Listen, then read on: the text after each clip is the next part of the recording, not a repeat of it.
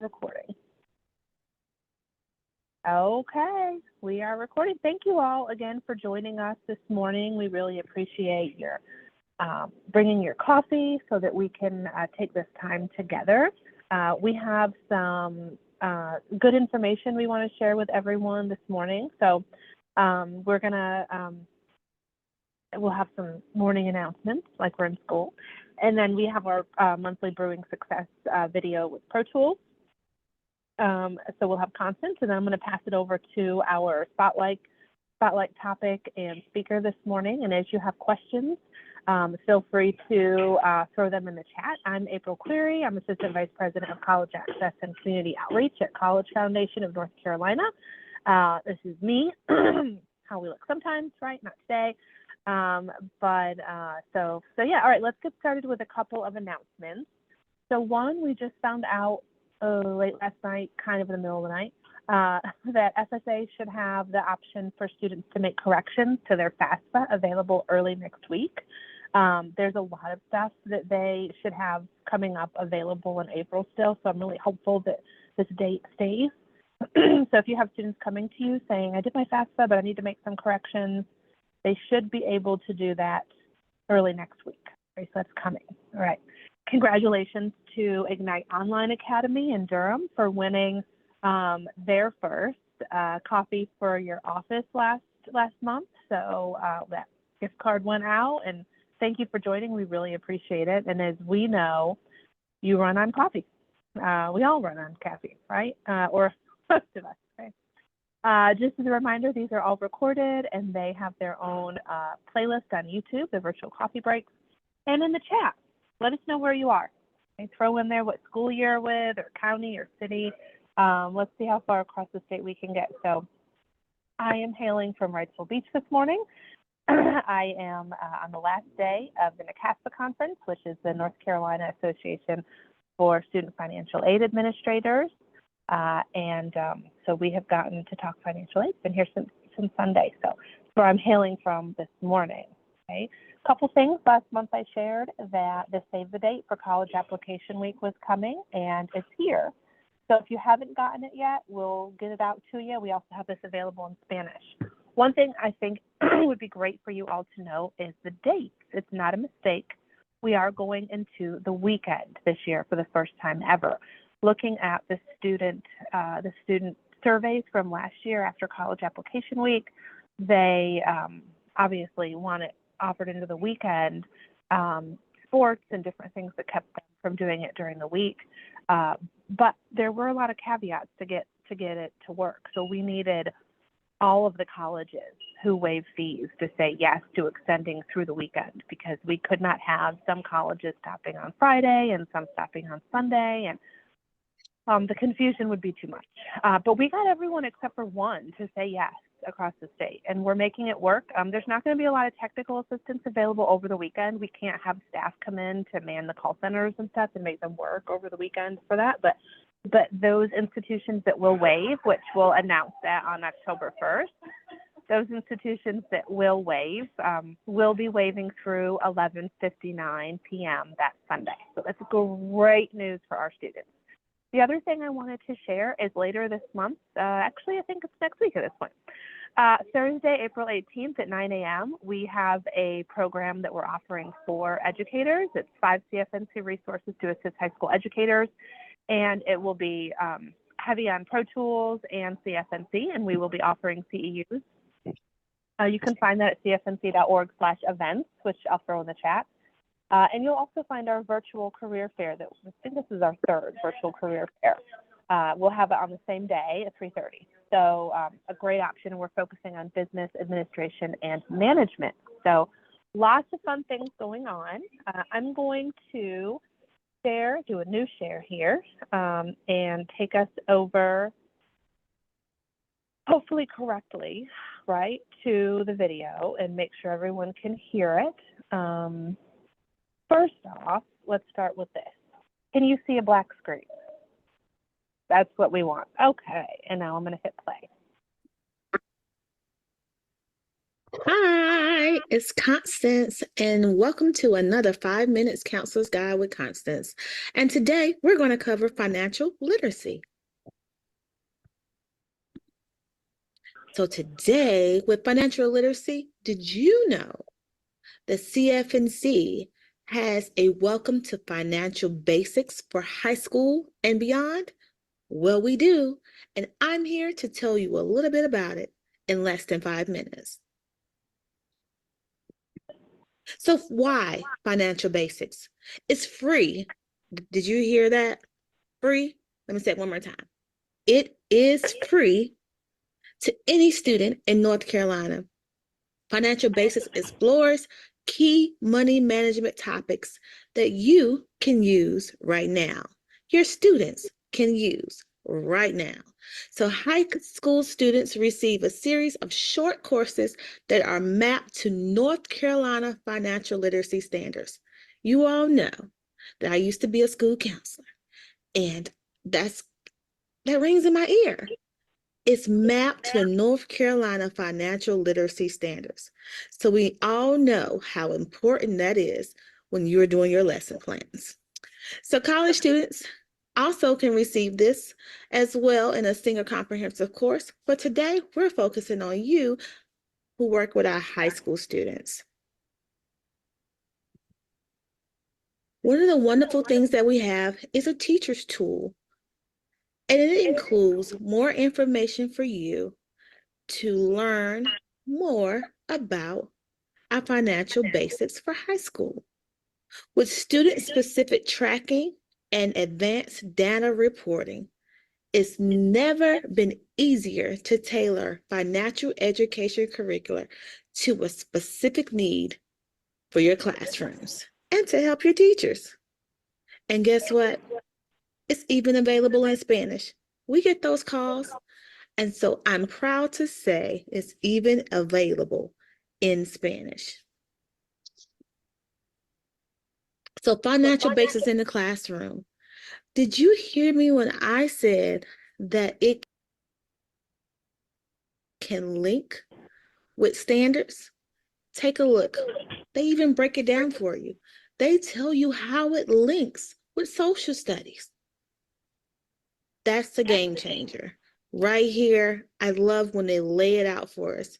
And not just social studies, but also CTE courses. Social studies and CTE courses. They tell you exactly how it links to those courses. And we all know our students don't want long, drawn out courses. So they are mini courses that takes between 15 and 30 minutes to complete. Can't beat it. We have it right here for your students through CFNC, Financial Basics in the Classroom. So what to expect? Financial Basics is comprised of 15 mini courses, each of which is graded and can be assigned in any order. You're free to use any of or all of the topics, whatever helps you reach your financial educational goals. Each of your students' work is tracked automatically. So it's easy to verify that your assignments have been completed. The financial basis also tracks aggregated participation for each class in real time, helping you identify topics that may need further reinforcement. And you're free to set up as many classrooms as you need. And did you hear me say that it's actually free? So in addition to these mini courses, Financial Basics also includes a personalized budget calculator, budget tracking tools, goal setting exercises, dozens of fact sheets, and a comprehensive library of entertaining paying for college videos. And guess what? Each student's work is saved in a printable portfolio of achievements. Did I just hear data?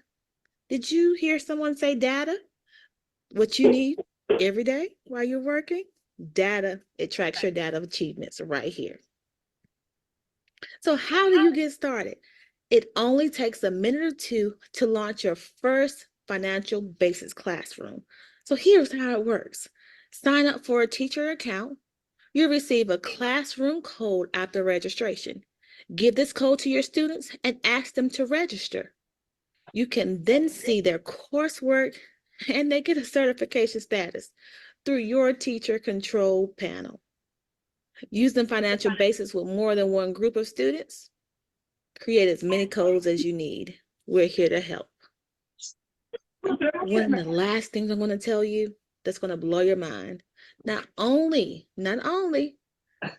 are we offering this free, we want to give 2 500 scholarship awards randomly to 2 students a year. So this year, it ends at the end of April 30th. So it ends April 30th. So if you can get your students in before April 30th, they'll be entered into the past year's contest. Only thing they have to do is complete the course. If they don't, guess what? It's okay. It starts back up on May 1st. So May 1st through April 30th, they will be entered into this contest. And it's Decision Partners Financial Basics Scholarship Contest. It awards 2 $500 scholarships randomly to 2 students a year. So if you want more information, all you need to do is email me to cfnc@northcarolina.org. I'll give you the link, but it's all there at https or www.basicsfinancialliteracy101.org. Have a great one. I'll see you next month. Bye. All right, I always love watching Constance's videos. I am going to, well, actually, I'm done screen sharing I want to screen share for just a second. I'm going to come back over. Sorry, Skip. No problem. And I'm going to start here. Okay, so April is Financial Literacy Month, and so that's what our topics are around. So what you heard from Constance this morning is how to access your educator portal on those financial literacy resources and financial basics. This morning we have Skip Watts with us, and Skip is one of our CFNC regional representatives in the western part of the state. He resides in 828.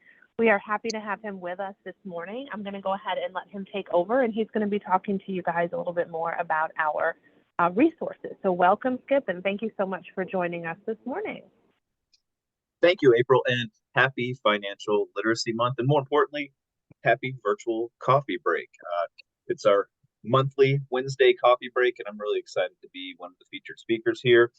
Constance, thank you for relaying all that educator-specific information. Again, my name's Skip. I'm coming from the gloomy, cool western part of the state, specifically Boone, North Carolina. I'm happy to be here because I've been working on this financial literacy project for several years. For whatever reason, I think April may have put me on this project because I have literally made every bad financial choice under the sun in my time on this earth. So I can speak to students and educators from that perspective, from the perspective of a person that's made a lot of mistakes and has since tried to recuperate from a lot of those mistakes. And in my opinion, the tools that we offer through CFNC are so valuable in this day and time. And if I had had access to these tools back in the early 90s or early 2000s, I think that I could have furthered my retirement and other financial goals. But again, I didn't have access to them, but your students do. So I'm here today to talk about all of these tools that are free through CFNC and how you can access those both as an educator and also how you can relay information to your students so they can easily access the CFNC financial literacy suite of tools. So what I've done here is I've gone from the CFNC landing page over to Plan Your Future. And from Plan Your Future, I've dropped down to Planning Resources. And then I've specifically segmented out the financial literacy tools. Now, from this opening page, I can link directly to the financial literacy tools, which are financial basics for both high school students and college students, first-year college students. But before I get to those specific courses, I want to point out some other tools that I think are really valuable while I'm on this page. So if I scroll down a little further, I've got a link over to financial literacy fact sheets, an instructor's guide, and also the official rules for a scholarship. And I'm going to pause for just a second because yesterday I was working at App State with some first-year students, and we were talking about financial literacy, obviously, because it's April. But one thing the course instructor was having students complete after our discussion was an assignment related to these financial literacy fact sheets. So I'm going to quickly link over there. And from here, if I drop down, I can see there's all kinds of topics I can choose from. I'm just going to scroll past this and I can see, basically what these different fact sheets look like. And I'm going to quickly point out some information regarding identity theft. This is something I fell prey to back in the early 2000s. And again, if I'd had access to this information, I might have been able to avoid some heartache and some lost money. At any rate, the educator I was working with yesterday at App State was assigning each student one of these topics. They would then read through, in this case, identity theft, and they're going to come back next Tuesday and they're going to give a 2 or 3 minute presentation on the topic they choose to discuss.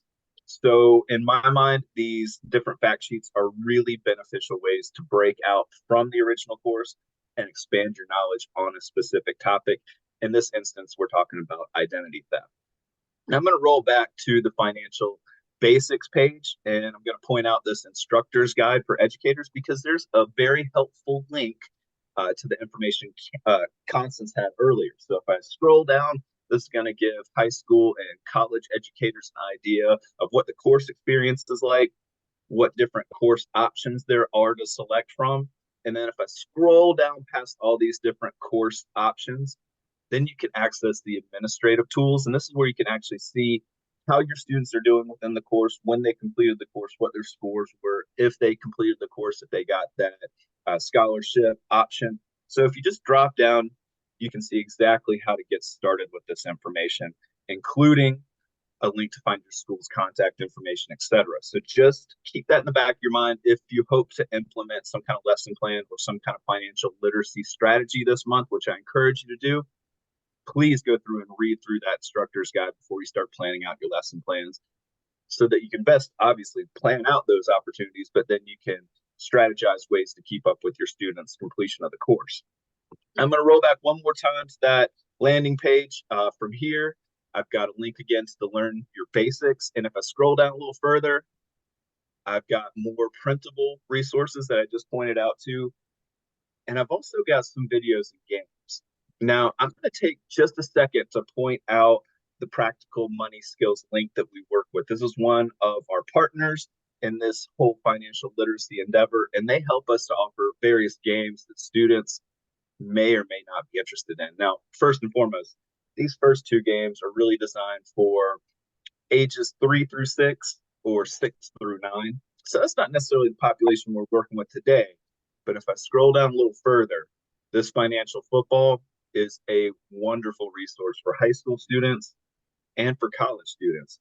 I'm not a huge football fan. I'll go ahead and put that out there. To those of you that might smack me on the wrist, I'll let you do that virtually behind my back. I ended up checking out this game earlier in the week. I played it before in the past, but I got completely entrenched in this game on Monday as I was preparing for this presentation because this game is awesome. It allows you to select the team you want to play with, the team you want to play against. It allows you to select different plays, answer questions, etc. I obviously am not the strongest with financial literacy. However, I try. That can be demonstrated by the fact that I lost consecutive games playing as the Panthers, and I got beat by teams like the Cowboys and I forget who else beat me. Maybe the Green Bay Packers. At any rate, this game is awesome. There's 5-minute games, there's 15-minute games, and there's 30-minute game selections. If you want to look for an activity maybe after the standardized test, this would be a wonderful option towards the end of the semester for any educator that's looking to use that extra time in a productive fashion. And I'm going to roll back one more time to that basics landing page. And from here, I've got some financial calculators, and I've also got some tools for educators. I'm going to point out that these calculators are wonderful, and there's a plethora of different calculators ranging from financial aid related calculators for college students, but also just general budgeting calculators, bank account balancing tools. We've also got a net price calculator, smart borrower calculator. These are all wonderful tools for your students, especially as they matriculate out of high school to their institution of choice at the university level. Now, last thing, but definitely not least, I'm going to roll back. We're going to talk specifically about all of the options available for your students in financial basics. So I'm going to scroll right back up here to learn the basics. I'm going to click on this sign up link. And from here, I've already signed in under the CFNC high school. If your school is not listed, of course, you're going to reach out to Constance. We're going to get your school in the CFNC database. The students can log in under that school name. For me, I'm going to go ahead and log in again under that fictional CFNC high school that we have in that registration link. And from here, I can see the financial basics course. Now, I've completed the course and I've learned a tremendous amount through that. And if I scroll down from this landing page, I can view my completion certificate. So as Constance relayed earlier, if you want some hands-on data, if your student completes this course with an 80 or above, they get a certificate of completion. They can print this or they can have it emailed to their educator. They can save it as a PDF. More important, if they make an 80 or above on this course, they are again registered for that scholarship. There are 2 of those $500 scholarships awarded each year. If you want to have your students eligible for that opportunity this year, they need to complete the financial basics course by April 30th. And again, they need to make an 80 or above. So that's just a little example of what that completion certificate looks like. If you want to see what exactly those courses entail, you've got a course introduction. And if you look down below, you can see these little icons. This icon means there's some text associated with the course introduction and there's a video. If you scroll over to financial health, you can see there's some text associated, there's a video, and there's also an assessment. So if I click over on financial health, I can see a little bit about what that encompasses. I can scroll down, I can link over to the fact sheet. And if I had yet to complete this assessment, I would have a link to the assessment at the end of this write-up. If I was so inclined and I didn't want to have to plow through all this reading, I can again click the play button and basically this individual is going to read out all the text to me. If I want to make a note, I can of course make a note over here and then relay, or I can recap that experience at a later date. Now, if I scroll down a little further, there's all kinds of different courses students can take advantage of. I think all of them are extremely valuable. One thing, however, that I think is extremely important for college students is credit cards. I was working again with a group of first-year students yesterday at App State, and several students had already opened up credit cards with high interest rates, and we talked about the consequences of those student credit cards and those high interest rates. You can see here as I read through all this information, I left a note over here to never simply pay the minimum payment, try to find cards with the lowest rates, and always try to pay off the principal. If I want to update that note or remove it, I have that option as well. If I scroll down, I've got a fact sheet. And again, I think these fact sheets are really valuable lesson plan options for assignments after your students are in the classroom. So if I scroll back, the last time, I promise I'm going to go back to the financial basics course because there's a couple other things that I want to point out before I get there. And guys, I'm bouncing all over the place. If I'm making you dizzy, I apologize in advance. If perhaps a student starts the course and maybe they're not paying super close attention, maybe they hit some erroneous keys, made some mistakes, students can go back and raise their grades. So if you have, an assignment that requires students make a certain grade and students aren't achieving that, they can go back and raise their grade if they choose. And then we have some tools over here on the far right-hand banner that I want to point out before I let you go. To start with, I've got a monthly budget tool. This is extremely helpful for high school students and for college students. It allows students to input how much money they're making each month, how much they're hoping to put in savings, what other income they have. In this instance, the student's making it looks like $30,000 a month. A budget's probably going to be important, especially if they want to live in Beverly Hills with that kind of monthly income. If we drop down, you can see how much they're going to pay for transportation. If they're making $30,000 a month, I would probably drive a nicer car. That's just me. I'd also have a nicer cell phone plan. At any rate, I digress. This is a valuable tool, and I definitely encourage you to explore it or have students explore this as an assignment option.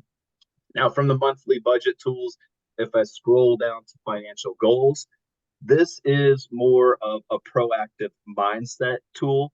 It allows students to set specific, measurable, achievable, relevant, time-specific goals. So I've got some weekly goals, I've got monthly goals, I've got yearly goals. So if I read down through here, I can actually set my own weekly goals if I choose. So one thing I can do now to improve my financial health is encourage my wife to not eat out so much. She loves eating out, especially at lunch.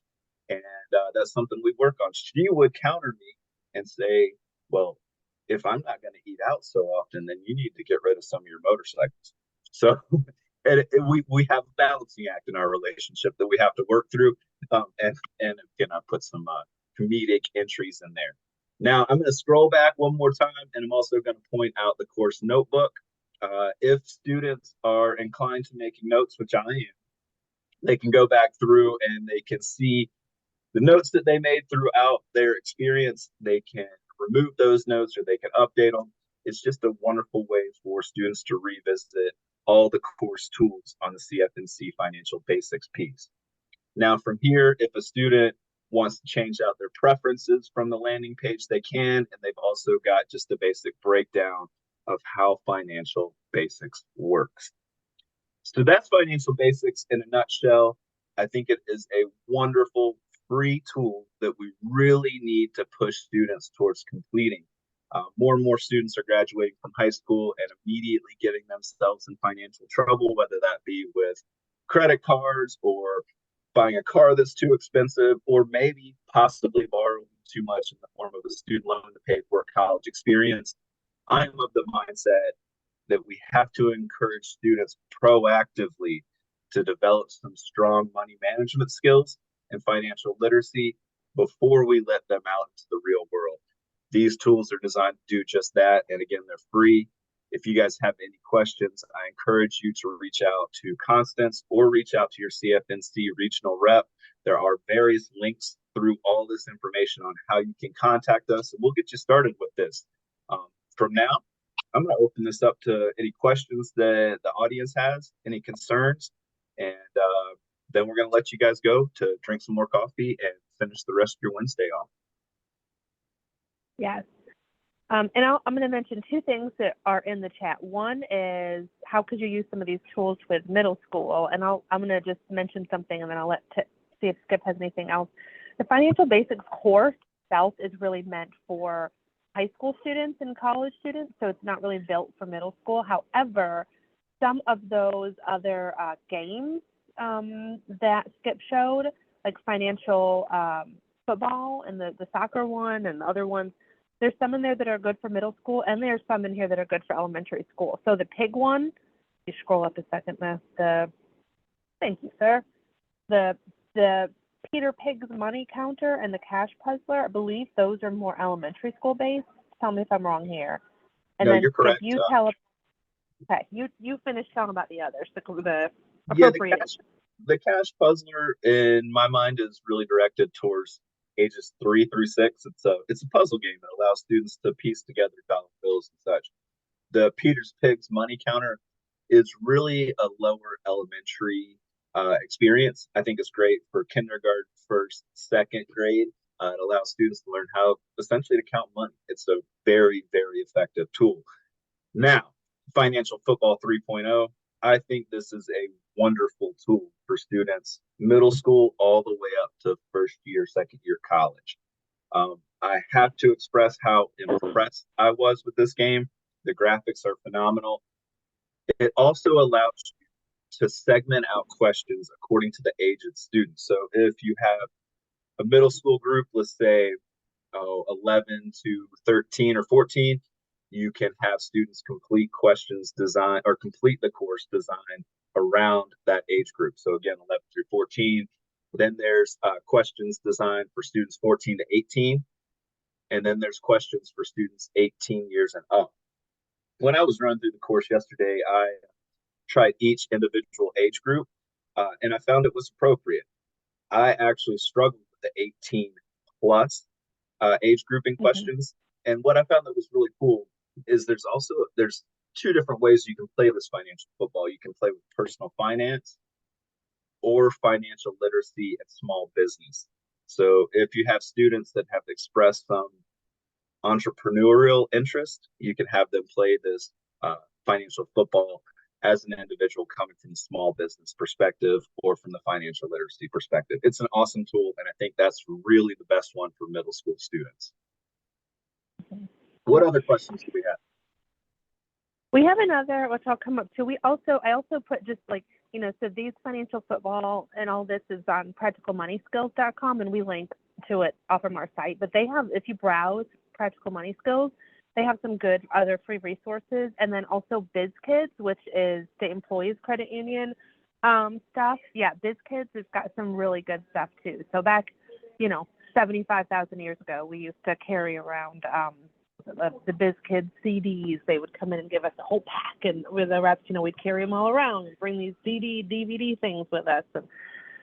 And now it's, online and stuff. And then PBS Kids, if I'm not mistaken, has got some good stuff too. So I'm glad, they'll come to the school also and do some stuff. So that's super cool. And then Catherine mentioned the North Carolina has the Social Studies Requirement Economics and Personal Finance course, the EPF. And this course meets a lot of the personal finance objectives that DPI put out. We don't meet any of the economic ones, but we do meet a lot of the personal finance ones, most of them. And I've tried very hard to get the word out to principals so that they know. And then also the NCCEE that Sandy Weed has, the North Carolina Council on Economic Education. I've met with her to make sure she knows these resources exist also. So hopefully she's put this in her list of, stuff, because you also have your regional reps that can come in. There's more state employees credit union staff that can come in than we have reps, but we're helpful too. We can help. Anything else, Skip, that you wanted to mention or that we missed? No, just to follow up, the regional reps are in a position to come and help you with both lesson planning, or if you actually want them to walk through some lesson plans with classes in person, you can get on our calendars. We can do that. Our goal is to help you use these tools as smoothly as possible.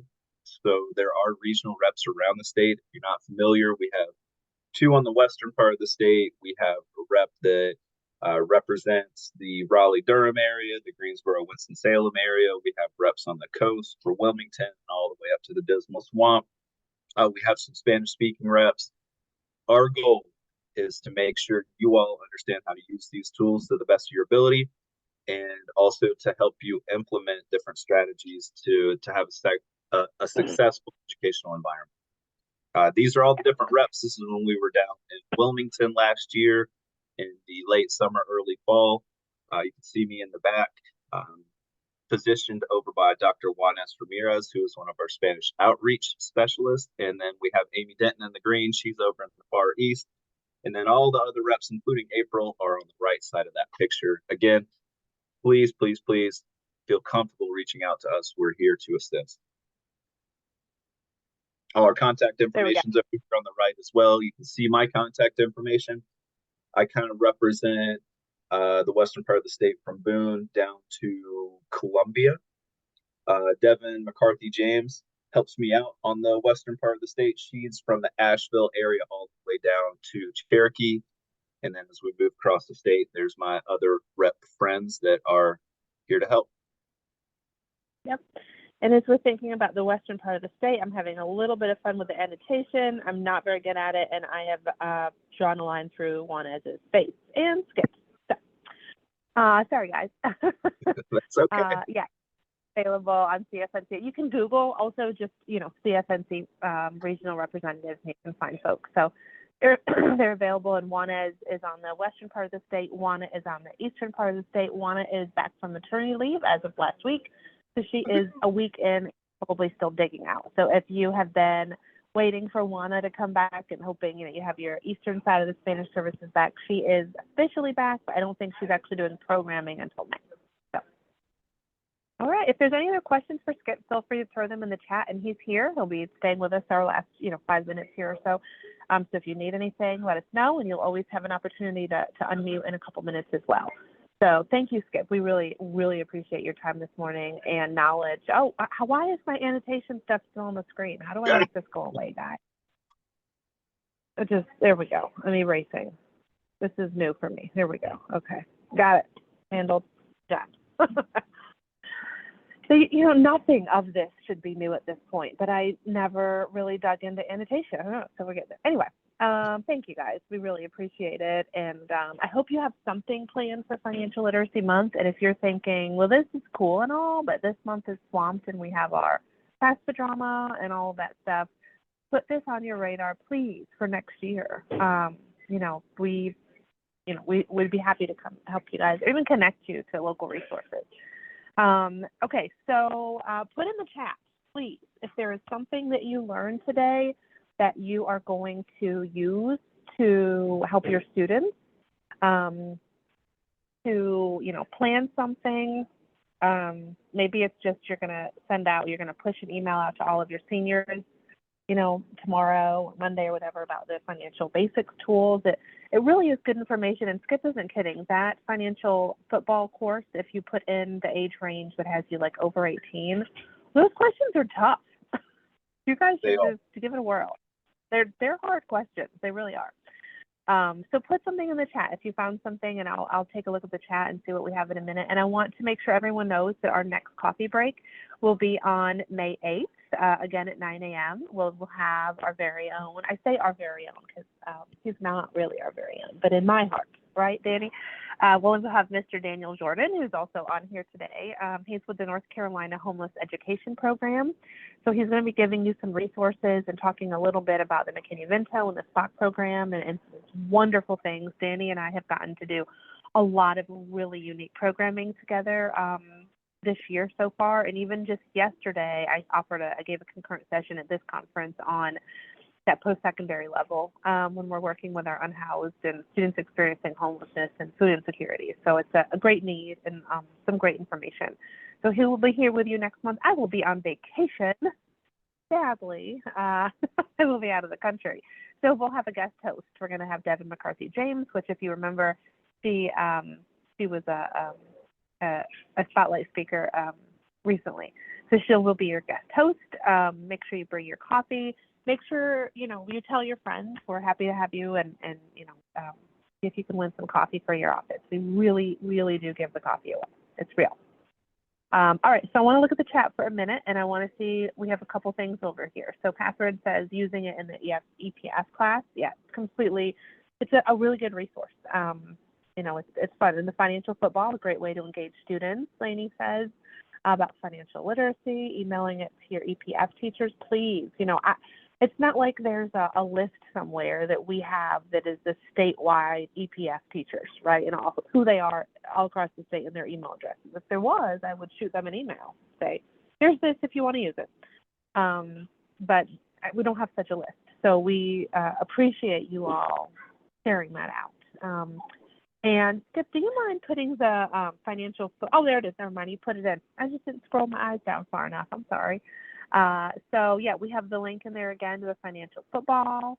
So yeah, it's a great course. Yeah, thank you, Tennille. It's a great course to share and use in the classroom, and it's actually fun. There's been many times I've been in the classroom and we finished up, we're in there doing career and college planning sessions where we finished up a few minutes early and we did the 5-minute financial literacy football. Because there's different lengths you can do. So we've done the 5-minute one before, or I have. And they always enjoy it. So it is much more exciting. I would encourage, Terry, if you're going to have students go through the financial football game, I think it would really behoove the students if you had them run through some of those fact sheets or complete the financial basics course before doing the financial football game. Again, like April said, the financial football game, it has some pretty tough questions. So if you have some kind of base to go from, it would really help students to complete that game and then actually win. You know, they might be able to pick the Panthers and actually beat, you know, some teams. I think somebody else mentioned they may share those financial fact sheets with parents also. I think that's a great idea. For a lot of us parents, we weren't taught financial literacy in high school or in college. So if you're a child of the 80s or the 90s, this information might be new to you as well. So I definitely think that's a great way of reaching out to parents and offering them some opportunities to learn as well. Mm-hmm. Yep, there's a lot of very good resources. Yeah, those financial fact sheets are good. I mean, I would argue that our financial resources of all this free stuff is one of the most underutilized resources on our site that is really, really helpful. So, all right. Well, I thank you all for joining us. I hope you've been drinking your coffee. I did a bad job I like to look through the pictures and see if I can see any coffee cups for real. But I only have the small laptop screen this morning. All right. Well, thank you again so much for joining us. And thank you again to Skip for being on and talking to us about all of this great stuff. And we'll see you. I won't see you. Sorry. I will be out of the country. However, Devin will see you and Mr. Jordan will see you next month. And let us know if you need anything. I appreciate it. I'll throw my email in the chat and Skip's as well, just in case you need us. So have a wonderful rest of your week, and we appreciate everything that you do for your students across the state of North Carolina. Have a wonderful day. Thank you, April, for